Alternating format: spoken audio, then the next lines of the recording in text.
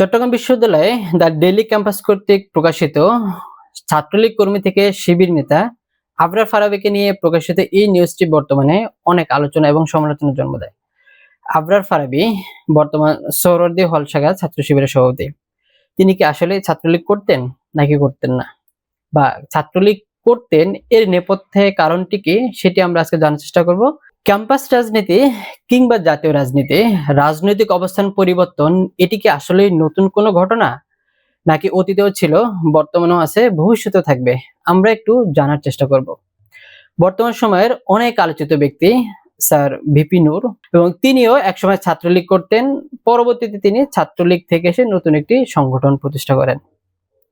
আমরা যদি দেখি ছাত্র শিবিরের সাবেক কেন্দ্রীয় সভাপতি মঞ্জু স্যার, তিনিও জামাত ইসলাম থেকে বের হয়ে গিয়ে নতুন একটি সংগঠন করেন, যেটি হচ্ছে এবি পার্টি।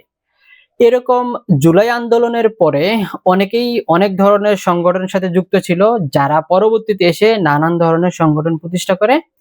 কারণ অনেক কিছু থাকতে পারে, কিন্তু অন্যতম কারণ হচ্ছে তাদের যেই আইডিওলজি, অনেক ক্ষেত্রে সেই আইডিওলজির সাথে ম্যাচ করে না। রাজনৈতিক এই অবস্থান পরিবর্তন এটি আসলে কেন ঘটে? বিশেষ করে ক্যাম্পাস রাজনীতিতে রাজনৈতিক পরিবর্তনটা অনেক বেশি দেখা যায় এবং এটি নিয়ে অনেক আলোচনা এবং সমালোচনা হয়। চট্টগ্রাম বিশ্ববিদ্যালয়ে কিংবা বাংলাদেশের ক্যাম্পাসগুলোতে ছাত্র রাজনীতির স্বরূপটা আমরা একটু দেখে আসব। কথা হচ্ছে, আবরার ফারাবী ছাত্রলীগ করতো, এটি সত্যি একটি ঘটনা এবং আমরা বিভিন্ন পত্র পত্রিকা বিভিন্ন ফুটেজে পাই। কিন্তু এটি হচ্ছে তার একটা নির্দিষ্ট সময় পরে সে ছাত্রলীগ থেকে বের হয়ে এসে ছাত্র শিবিরের সাথে যোগদান করে, যেটি তার ফেসবুক পোস্টে এবং দ্য ডেইলি ক্যাম্পাসের পোস্টেও সেখানে উল্লেখ করা হয়। তার এই দলীয় অবস্থানের পরিবর্তনটা আসলে কেন চর্চা হচ্ছে? দ্য ডেইলি ক্যাম্পাসের নিউজে ছাত্র শিবিরের যিনি সভাপতি মোহাম্মদ আলী, তিনি কিন্তু স্পষ্ট বলে দিয়েছেন, ছাত্রলীগ থেকে বের হয়ে এসে ফারাবী যখন শিবিরের যেই কার্যক্রমগুলো আছে সেটি মেনে যখন শিবিরে যোগদান করে ইচ্ছা পোষণ করে, তখনই নরমালি তাকে শিবিরে নেওয়া হয়। এবং ফারাবী এটি বলেছেন যে 22 সালের পরে তিনি আর ছাত্রলীগের কোনো কর্মকাণ্ডে যুক্ত ছিলেন না। এবং আমরা যেটি দেখতে পাই, জুলাই আন্দোলনে ফারাবীর অবদান অনেক, এবং সে বিভিন্নভাবে ছাত্রলীগের যেই কর্মকাণ্ড সেটির বিরোধিতা করার চেষ্টা করেছেন, সভা করা, সেমিনার করা, এবং শহীদ মিনারেও তিনি বিভিন্ন ধরনের কর্মসূচিতে অংশ নেন। কিন্তু এরপরেও কেন তার এই বিষয়গুলো নিয়ে অনেক বেশি চর্চা হচ্ছে, এটি আসলে আমার মতে ভালো কোনো চর্চা না। আমরা সম্প্রতি দেখতে পাই যে রাজনৈতিক ছাত্র সংগঠনগুলোর মধ্যে এই যে কথার চালাচালি, কে কোন সংগঠনের সাথে যুক্ত ছিল, অতীতে কি করে আসছে সেটি সামনে নিয়ে এসে তাকে বিষাদগার করা। এই যে জুলাই আন্দোলনে যারা একে অপরের পাশে থেকে ছাত্রলীগ বা আওয়ামী লীগের দুঃশাসনের বিরুদ্ধে আন্দোলন করে আসলো, তাদের এখন টকশোতে গিয়ে এই অভিযোগগুলো নিয়ে আসা, এটির নেপথ্যে আসলে আমি কোনো পজিটিভ কারণ খুঁজে পাই না। কারণ এরকম যদি চলতে থাকে তাহলে বর্তমান সম্পর্ক তো নষ্ট হবেই। এই বিভাজনের রাস্তাটা নতুন করে তৈরি হবে, এবং ভবিষ্যতে যদি কোনো সম্পর্ক আমরা করতে চাই বা এই সংগঠনগুলো যদি কোনো অ্যালায়েন্সে আসতে চায় আবার নতুন কোনো ফ্যাসিবাদ বা নতুন কোনো ইস্যুতে, তখন কিন্তু আসলে তাদের সম্পর্কটা ঐরকম বিল্ড আপ হবে না। তার মানে আমি মনে করি যে এই চর্চাটা আসলে বন্ধ হওয়া উচিত। তো মানে সে ছাত্র দলের সাথে সম্পৃক্ত হয়ে সে ভালো কাজ করছে, সমাজে ইমপ্যাক্ট ফেলছে পজিটিভলি, বা অন্য কোনো সংগঠন করতে, ইভেন সে ছাত্র দলও করতে পারে, শিবিরে আসছে, শিবির করতে ছাত্র দলে আসছে। তার মানে এই যে তার রাজনৈতিক অবস্থান পরিবর্তনের সাথে একজন মানুষ যদি পজিটিভ কোনো কিছু করার চেষ্টা করে, তাহলে তাকে আমাদেরকে সাপোর্ট করা উচিত, বা হচ্ছে তাকে আরো সহযোগিতা করা উচিত তার এই ভালো কাজগুলোকে ইনক্রিজ করার জন্য। এটি আসলে আমি পার্সোনালি ফিল করি। কারণ রাজনৈতিক ছাত্র সংগঠনগুলো যদি তাদের মধ্যে বিভাজন তৈরি করে ফেলে, আল্টিমেটলি ক্যাম্পাসগুলোতে ছাত্ররাই ক্ষতিগ্রস্ত হবে, এবং ছাত্রদের দাবি দেওয়া কিংবা কোনো অধিকার আদায়ের আন্দোলনে আর সবাই একত্রিত হতে পারবে না। তো এই জায়গা হচ্ছে আমাদের এক জায়গায় থাকাটা পার্সোনালি আমি ফিল করি। যে অভিযোগটি আসছে, ক্যাম্পাসে অনেকেই ছাত্রলীগের সাথে যুক্ত ছিল, এখন শিবির করে, ছাত্রদল করে। আসলে এটি তারা কেন ছিল, বা তারা কেন চেষ্টা করে আসছে যে আমি ছাত্রলীগের সাথে থেকে ছাত্রদল করি বা শিবির করি? এই যে ক্যাম্পাসে ছাত্র রাজনীতিতে যেই পরক্রিয়া সিস্টেমটা, এটি আসলে কেন ছিল? সেই জায়গায় আমরা ক্যাম্পাস ছাত্র রাজনীতির কিছু স্বরূপ দেখে আসবো। আমরা দেখি বিগত ১৬ বছরে বাংলাদেশের ইউনিভার্সিটি ক্যাম্পাসগুলোতে, বিশেষ করে পাবলিক ইউনিভার্সিটি ক্যাম্পাসগুলোতে, বড়, বড় যে ইউনিভার্সিটিগুলো আছে সেইখানে ছাত্রলীগের যে একক আধিপত্য ছিল, সেই জায়গায় আসলে একজন স্টুডেন্ট সে ফার্স্ট ইয়ার, সেকেন্ড ইয়ারে এসে বা দূরে থেকে কোথাও থেকে এসে সে হলে না থেকে তার যে একাডেমিক কার্যক্রম সেটি চালানোটা অনেক বেশি কষ্টকর ছিল এবং এর পেছনে আরো অনেকগুলো কারণ ছিল। তো ছাত্রলীগের সাথে সম্পর্ক অনেকেই নিজের ইচ্ছায় রাখে, অনেকেই অনিচ্ছায় থাকা সত্ত্বেও সে হলে থাকার কারণে ছাত্রলীগের সাথে যুক্ত ছিল। ফার্স্ট ইয়ার এবং সেকেন্ড ইয়ারের ছাত্র রাজনীতি বা ছাত্রলীগের সাথে যুক্ত থাকার যে অভিযোগগুলো এটি আসলে অনেকাংশেই ফিকে। আমার ৭ বছর ইউনিভার্সিটি লাইফে শিবির কিংবা ছাত্রদল কোন ছাত্র সংগঠনের ওপেন কোন কার্যক্রম, ব্যানার বলেন, ফেস্টুন বলেন, কোন একজন কেন্দ্রীয় লিডার বা বিশ্ববিদ্যালয়ের পর্যায়ে কোনো দায়িত্বশীল বা বিশ্ববিদ্যালয় পর্যায়ে কোনো নেতা ক্যাম্পাসে গিয়ে বলছেন যে আমি ছাত্রলীগের সাথে যুক্ত নাই, আমি ছাত্রদল করি বা শিবির করি, এরকম একটা উদাহরণ আমি দেখিনি। আওয়ামী লীগের দুঃশাসনের শিকার সবাই, ছাত্রদল, শিবির, ছাত্র ইউনিয়ন বলেন সবাই। সেক্ষেত্রে চট্টগ্রাম বিশ্ববিদ্যালয়ের ক্যাম্পাস কিন্তু একটু আলাদা ছিল। কেন? চট্টগ্রাম বিশ্ববিদ্যালয়ের ক্যাম্পাসের যে রাজনৈতিক পরিক্রমাটা ছিল সেইখানে যদি আমরা একটু খেয়াল করি, ছাত্রলীগের বাইরে অন্য কোনো সংগঠন কোন ধরনের ব্যানার ফেস্টুনে প্রোগ্রাম করতে পারছে, রাজনৈতিক প্রোগ্রাম, সেক্ষেত্রে ছাত্র ইউনিয়ন বা বাম সংগঠনগুলো মাঝে মধ্যে চেষ্টা করে কিন্তু তারাও ছাত্রলীগের পিটানি খায়। তো এই জায়গায় কিন্তু এই রেজিমের শিকার সবাই ছিল। সেক্ষেত্রে শিবিরের প্রতি তাদের একটু অ্যালার্জি বেশি ছিল। ধরেন কেউ ছাত্রদল করে আসছে, তারপরেও তাকে শিবির হিসেবে পিটানো হয়েছে। কেউ ছাত্র শিবির মানে ডিপার্টমেন্টের কোন গ্রুপে সে যদি সরকারের বিরুদ্ধে বা কোনো পজিটিভ সমালোচনা করছে, তারপরেও তাকে শিবির ট্যাগ দিয়ে পিটানো হয়েছে, যেটা আমরা আবরার ফাহাদের ক্ষেত্রে দেখি বা বিশ্বজিতের ক্ষেত্রেও দেখি। তো এই জায়গাগুলো কিন্তু একটা ট্রমা ছিল যে আমি শিবির পরিচয় দিব বা ছাত্রদল পরিচয় দিব, এই জায়গাটা কিন্তু অনেক বেশি নেগেটিভ ছিল এবং কেউ যদি পরিচয় দিতে পারছে সেটি তার অনেকাংশেই প্রভাব ছিল, কিন্তু জেনারেলি কেউ কিন্তু এই পরিচয়টা দিতে পারেনি। তাহলে কথা এই জায়গাটা আসলে আমরা আবার কেন ক্রিয়েট করছি যে আমাদের মধ্যে বিভাজন, অতীতে আমি কি করে আসছি বা একটা পর্যায়ে আমি ছাত্রলীগ করতাম বা ছাত্রলীগের সম্পর্ক ছিল, পরে আমি ফিরে আসছি।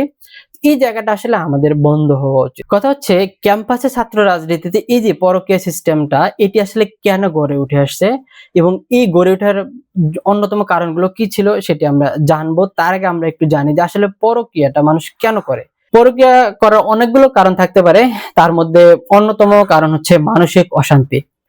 যখন আপনি একজন মানুষের সাথে সম্পর্কে আছেন, আপনি সেই মানুষের সাথে মানসিক শান্তি পাচ্ছেন না বা সেই মানুষটা আপনাকে মানসিক শান্তি দিচ্ছে না, তখন আপনি অন্য অপশন খুঁজেন যে ওকে আমি এর সাথে এতদিন ছিলাম, আমি আর এখন থাকবো না, নতুন একটি অপশন খুঁজে। এই যে আপনি একটা সম্পর্কে থাকার পরে যখন অন্য একটি সম্পর্ক খুঁজছেন, এই যে মিডল টার্ম জায়গাটা পরকীয়া।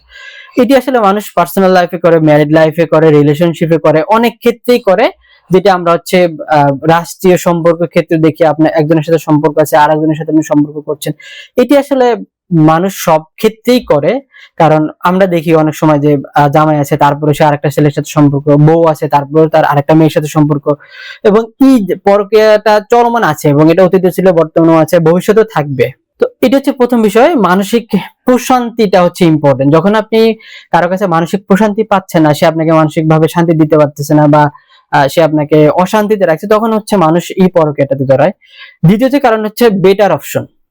আপনি বর্তমান যার সাথে সংসার করছেন বা আপনি যার সাথে সম্পর্কে আছেন, সেই মানুষটা আপনাকে তেমন কিছু দিচ্ছে না, তখন মানুষ কি করে, অন্য একটা অপশন করে দেয়, ওকে আমাকে অনেকজন ভালো অপরচুনিটি দিচ্ছে, আমি আরেকটাতে যাই। বা আমরা বিভিন্ন ধরনের কোম্পানিগুলো ক্ষেত্রে দেখি, জবের ক্ষেত্রে দেখি, সব জায়গায় এই পরকীয়া সিস্টেমটা আছে বা বেটার অপশন খোঁজার যে চেষ্টা সেটি সবার মাঝেই থাকে, রাজনীতির ক্ষেত্রেও সেম। তো এই রাজনৈতিক প্রক্রিয়াটা আসলে কেন ঘটে, এবং এটি যদি আমরা একটু খেয়াল করি আবরার ফারাবের ক্ষেত্রেও তাই। তার ফেসবুক পোস্টে কিন্তু এটি সে উল্লেখ করে আসছে যে আসলে সে ছাত্রলীগ করতো, ছাত্রলীগে সে মিটিং করে, মিছিল করে এবং বিভিন্ন নেতাদেরকে সে পোস্ট করে, তার উইশ করে, বিভিন্ন ধরনের অ্যাক্টিভিটিতে সে অনেক বেশি সক্রিয় ছিল। কিন্তু একটা পর্যায়ে গিয়ে সে তার ফেসবুকে ডিটেলস বলে যে আমার মনে হচ্ছিল যে আমি যে কাজগুলো করছি এটা আসলে ঠিক না, আমি মানসিক অশান্তিতে ভুগছি এবং আমার একটা মানসিক শান্তি দরকার।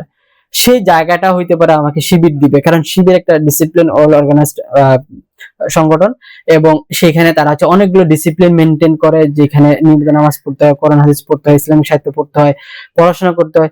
এই যে ডিসিপ্লিনের জায়গাটাতে সে ছাত্রলীগের চেয়ে শিবিরকে মনে হচ্ছে বেস্ট, এটি তার ধারণা। এবং এই চিন্তা থেকে সে মানসিক অশান্তির জায়গা থেকে কিন্তু সে শিবিরকে বেছে নেয়, যেখানে সে তার মানসিক শান্তিটা খুঁজে পাবে।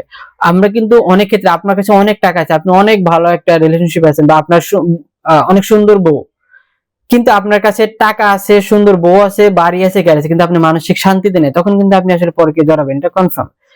এই ব্যাপারটা হচ্ছে সেম। তার মানে আপনি যে জায়গাটা থেকে ফারাবিকে জাজ করেন, সে কিন্তু তার মানসিক যে শান্তি সেই জায়গাটা নিয়ে আসার চেষ্টা করে এবং শিবিরের সাথে যুক্ত। এবং সে তার ফেসবুক পোস্টে বলে যে 22 সালের পরে সে আর ছাত্রলীগের কোনো অ্যাক্টিভিটির সাথে যুক্ত ছিল না। এটি সত্য মিথ্যা হইতে পারে, আগে পরেও হইতে পারে ডেটটা, কিন্তু সে ছাত্রলীগ ছেড়ে দেয় একটা পর্যায়ে।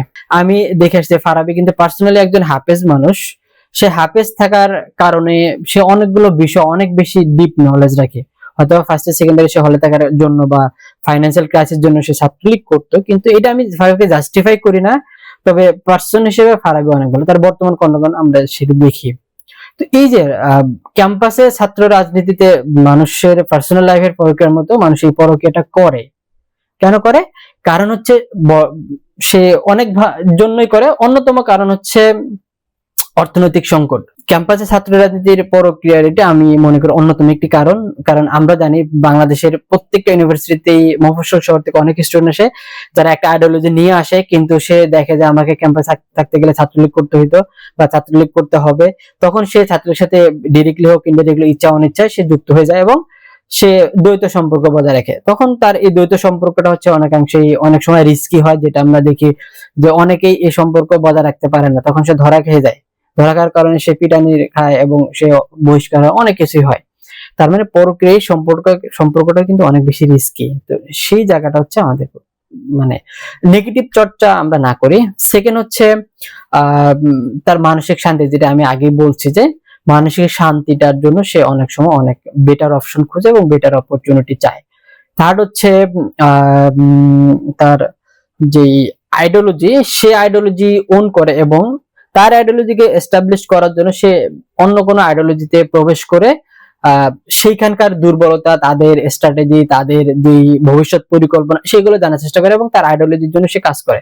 এটি আমরা বিভিন্ন রিলিজিয়াস পার্সপেক্টিভে দেখি। তো এবং এটি নেগেটিভ চর্চা বা পজিটিভ চর্চা আমরা যেটা বলি, এটি হয়ে থাকে। আমরা বিভিন্ন খেলাফা সময় বা বিভিন্ন রিলিজিয়াস যে ওয়ারগুলো ছিল, সেখানে আমরা দেখি যে এক ধর্মের মানুষ সে অন্য ধর্মে গিয়ে তার আইডিওলজিকে সে গোপন করে সেই ধর্মের আইডিওলজি গ্রহণ করে সেখানকার তথ্যগুলো পাচার করে। আমরা সম্প্রতি যেটা দেখি, ইরানে কিন্তু এই ঘটনাটা ঘটে। একজন সাংবাদিক, সে ইসরায়েলি সাংবাদিক, সে ইরানে গিয়ে ইসলাম ধর্ম গ্রহণ করে সর্বোচ্চ ব্যক্তির সাথেও সে মিটিং করে এবং সে তথ্যগুলো পাচার করে এবং এটার কারণে কিন্তু ইরান অনেক বেশি সাফার করে। এই জায়গাটা আসলে ঘটে। তো নানান টানাপোড়েন, নানান সমস্যার কারণে ক্যাম্পাসে অনেকেই দ্বৈত সম্পর্ক বজায় রাখে, যেটি আসলে কাম্য হোক বা অকাম্য, আমরা যেটা বলি ক্যাম্পাসে ছাত্র রাজনীতিতে এটি অতীতেও ছিল, বর্তমানে আছে এবং ভবিষ্যতে থাকবে। সুস্থ ধারার রাজনীতি চর্চা করি, তাহলে এটা আমাদের ভবিষ্যৎ প্রজন্মের জন্য ক্যাম্পাসে ছাত্র রাজনীতির ক্ষেত্রে ছাত্র বা শিক্ষার্থীদের অধিকার হাতে আমরা অনেক বেশি ভূমিকা পালন করতে পারবো। এবং প্রত্যেকটা ছাত্র সংগঠনের উচিত পজিটিভ ওয়ে ইম্প্যাক্টলি, যদি স্টুডেন্ট ওরিয়েন্টেড প্রত্যেকটা ছাত্র রাজনীতি চর্চা হয়, তাহলে আমরা সেই জায়গায় অনেক বেশি পিসফুল এনভায়রনমেন্ট এবং স্টুডেন্ট ওরিয়েন্টেড অনেক অ্যাক্টিভিটিস আমরা দেখতে পাবো, যেটি আমরা 5 আগস্টের পরে ছাত্র দল, শিবির, বিভিন্ন সংগঠনগুলো তারা ক্যাম্পাসে ছাত্রদের জন্য করছে। এটি আসলে পজিটিভ ইম্প্যাক্ট এবং আমরা এই জায়গাটা যদি বজায় রাখি, তাহলে আমাদের কাছে ঠুনকো বিষয়গুলো ছোট হিসেবে ধরা দেবে। তো আজকে এই পর্যন্তই। সবার সুস্বাস্থ্য এবং দীর্ঘ কামনা করছি এবং ক্যাম্পাসে বিষাদগার বন্ধ হয়ে সুস্থ রাজনীতির চর্চা হোক এবং সুস্থ ধারা রাজনীতি বজায় থাকুক। ছাত্র রাজনীতির নামে শিক্ষার্থীদের জন্য যে মারামারি, সেটি বন্ধ হোক, এই প্রত্যাশা রেখেই শেষ করছি। আসসালামু আলাইকুম ওয়া রাহমাতুল্লাহি ওয়া বারাকাতুহু।